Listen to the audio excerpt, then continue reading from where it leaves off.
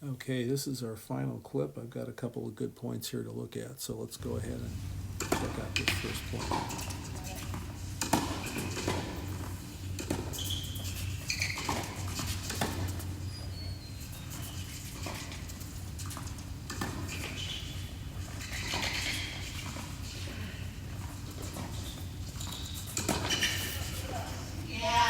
Wow. Let's back this up. Here we go.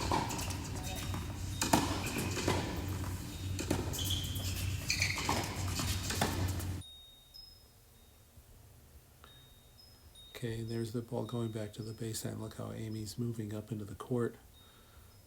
Okay, now watch this how instead of topspin, watch what Andrea does with the ball. This is pretty cool. You know, when you change things up like that, and the moment she hits that, and pay special attention to here Amy's position. She sees how this ball's reacting, how it's into that corner, and look how she just vacates her side of the court and just moves up right in there. That's so nice. She knows if the ball goes over her head, she knows she's played enough with Andrea where Andrea's got her back, and if there's a lob, she'll run it down. So Amy moves right up in there. And right now, Andrea needs to start switching, which she does. Good teamwork. Okay, and again, we see the ball pulling Andrea wide. Look how everybody's shifting to the ball. The flow of the point is carried over to the other side of the court. Really well done. Unfortunately, that middle was open. And Andrea, boy, how many times have we seen her play balls right through the center? It's just such a good winning combination. This is, by the way, when you've hit a cross-court ball and you've created an angle like this is the dilemma. It really stretches you defensively because with the ball being over here, Steph is doing her best to make sure her side of the court is protected and that alley is covered.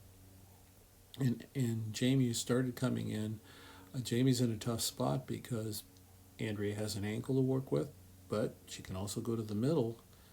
And Andrea sees this gap in the center and does the right thing and goes right through the center again. Look at this. I mean, that thing's just right across the tee, out of the reach of Jamie there. So nicely done. Okay, let's go one last point here.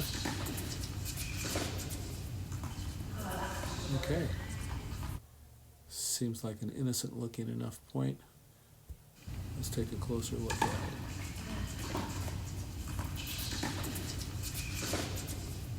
Okay.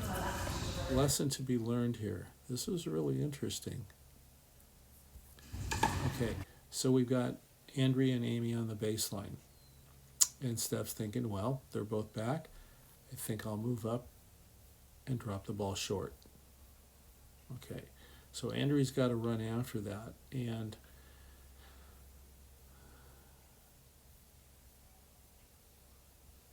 if we look at, this situation here where Andrea's going up, Amy knows she's going to get to it. And by not going up, okay, Andrea plays a good ball. And she actually plays such a good ball, she plays it right into Steph's feet. So now, is she going to play a power shot from here or more of a shorter ball? And in general, I think we all realize that when we play to people's feet, the ball tends to come back weaker and shorter than it does hard and deeper.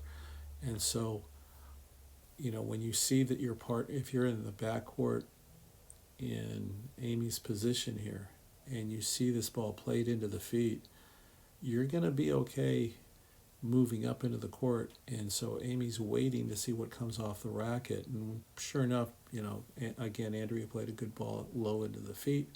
Steph's doing what she can with the ball. She just plays a little half volley, can't play a strong shot off of that. And it winds up going short. And so once Amy sees it's going short, now she's saying, hey, I got to get to the ball, and it's going to be a little bit late to do so. So, lesson to be learned there. when you see these visual cues, and if anything, let's say Andrea doesn't play such a great shot to Steph and she just barely gets it over the net, I would still say from if you're in that baseline position that Amy's in, is just move up a little bit into the court. And it's in that way you have kind of the best of both worlds. If you move up at least a couple of steps, if a lob is hit over Andrea, you can cover it. If the ball goes short, you can cover it. We just don't want to get caught just back there as a spectator on the baseline. Okay? So that's all I got for you today. Everybody have a good July 4th, and hope you enjoy all this action. Thank you.